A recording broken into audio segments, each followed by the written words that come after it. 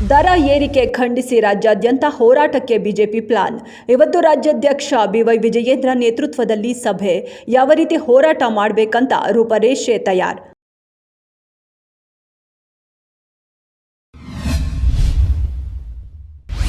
ಹಬ್ಬದ ದಿನವೇ ಬರ್ಬರವಾಗಿ ಹತ್ಯೆಯಾದ ಆನೇಕಲ್ ಭಾಗದ ಹೆಸರಾಂತ ರೌಡಿ ನೇಪಾಳಿ ಮಂಜ.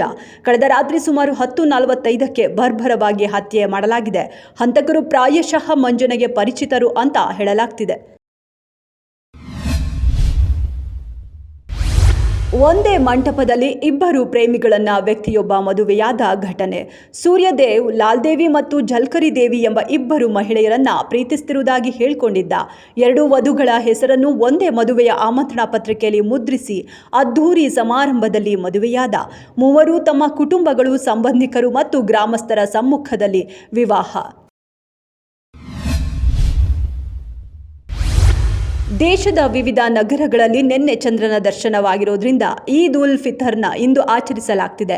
ರಂಜಾನ್ ತಿಂಗಳಿನಿಂದ ಉಪವಾಸವಿದ್ದ ಮುಸ್ಲಿಂ ಬಾಂಧವರು ಉಪವಾಸಕ್ಕೆ ತೆರೆ. ದ್ರೌಪದಿ ಮುರ್ಮು ಭಾನುವಾರವೇ ಈದ್ ಉಲ್ ಫಿತರ್ಗೆ ನಾಗರಿಕರಿಗೆ ಶುಭಾಶಯ ಕೋರಿದ್ದಾರೆ.